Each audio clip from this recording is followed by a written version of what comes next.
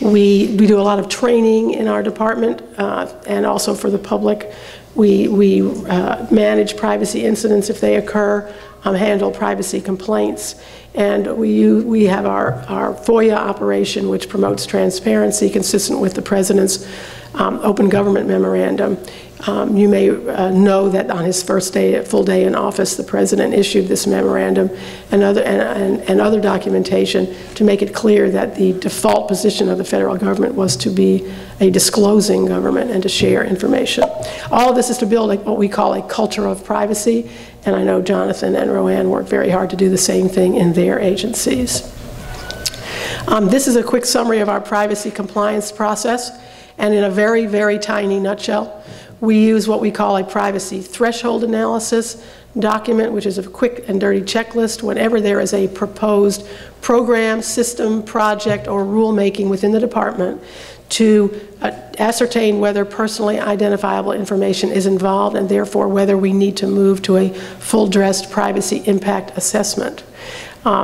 We work in our office, we work with every place in the Department of Homeland Security where programs or rulemakings or projects or IT systems are proposed or being renovated or renewed or adjusted in some way, again, to analyze the impacts on privacy of those efforts, to take steps to ensure that any privacy risks are mitigated, and to announce to the public through a system of records notice or SORN what exactly is going on with the information, what the program is about, and what individuals' rights to access are. Now, Mary Ellen Callahan asked me to just give you a heads up about some new work that we are doing in the area of social media. This again, we are deeply involved in the interagency effort that you'll be hearing about later. We had a workshop last year in June on government uses of social media.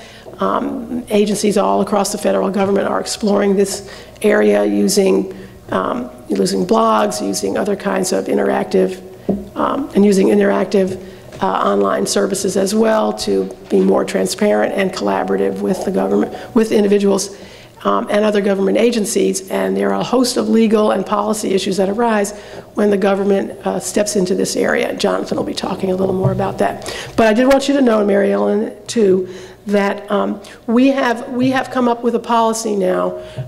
We use a privacy threshold analysis to basically categorize departmental programs that involve social media into two categories. One, strictly push, non-interactive.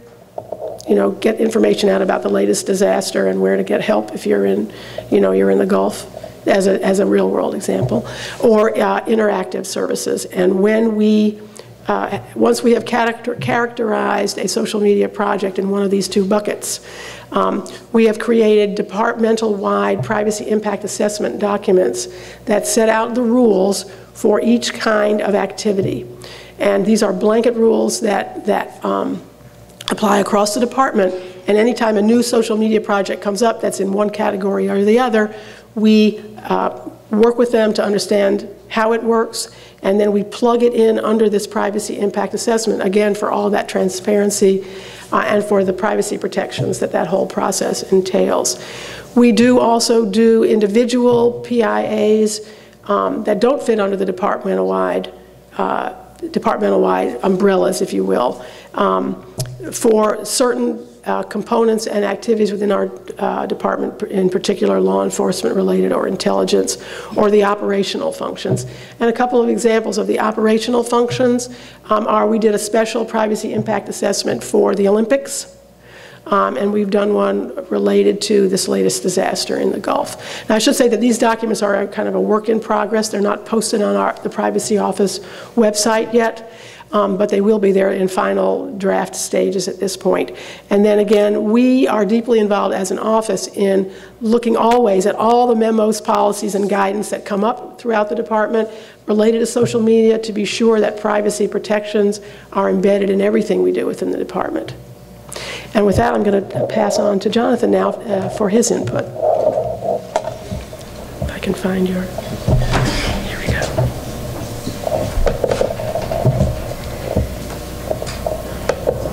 Get you there.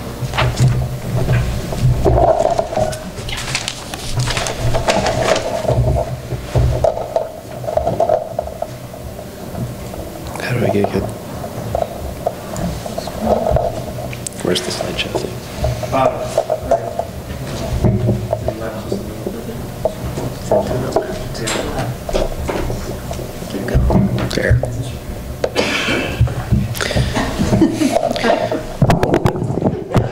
Thanks. One thing you'll learn about a lot of us privacy folks is we are not technology experts.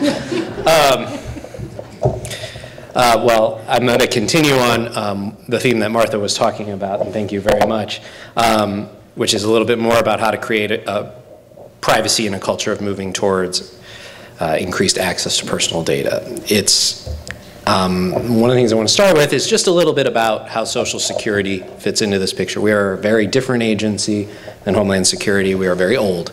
We've been around for 75 years, and we've always had privacy back to our inception. So in that sense, we're very similar to DHS, but very different in terms of the time frame we're talking about. Our very first regulation at Social Security was the privacy regulation, and that goes back to 1937. It's absolutely foundational in everything that goes on at Social Security. It always comes up. It's very much a core part of our process. It makes sense. Everything we do involves personal information. There is no process that we really take part in that doesn't involve personal information. HR is one of our smaller functions. We largely focus our energies on all the American people. We carry out multiple programs, retirement, disability, survivors, SSI, and we have a bunch of other smaller programs. We're very active in the Medicare program, and we partner with federal, state, and local agencies on most benefit type programs that you can think of. And so, you know, we've always had this really attentive focus on privacy in that aspect of what we do. My position was established back in 2002. The office was elevated and moved under the general counsel at that time. I am the second executive director, and I report to the general counsel and through him to the commissioner. The concept of transparency, when you think about Web 2.0, there's often this, you know, oh, it's so transparent, there's such a great way of providing information to the public, and that's true. You know, I use several of the applications, and I know most people do these days, and the concept of transparency, and it's being pushed very hard in the president's memorandum, it's not really all that new for government. Perhaps the delivery mechanism is very new, but the concept's not new. The Freedom of Information Act going back into the mid-60s, same with the Federal Advisory Committee Act. This is the process where you have these meetings and you can't sit around and have these sort of small group meetings where you start to plan policy with people outside the government. You sort of have to have them in an open forum. And then the Government and Sunshine Act and more of the same. These were all born in sort of the Vietnam and Watergate era.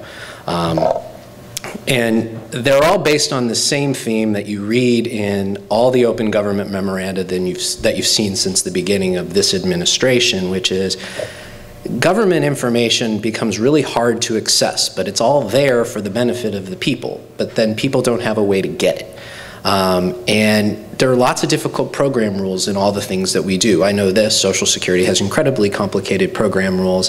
If anyone's ever helped someone try to file for one of our benefit programs, it can be complicated and it's very hard to find information. We all have obscure functions. We all administer weird little programs that do weird little things. And there's a lot of useful information that we have. We all do studies, we all research the effectiveness of how we administer those programs, and it's really hard to find that stuff. And so the idea here is that although we're there to serve the public and we have all this information and we're generating it on their dollar for their benefit, it's really hard to get any of it to do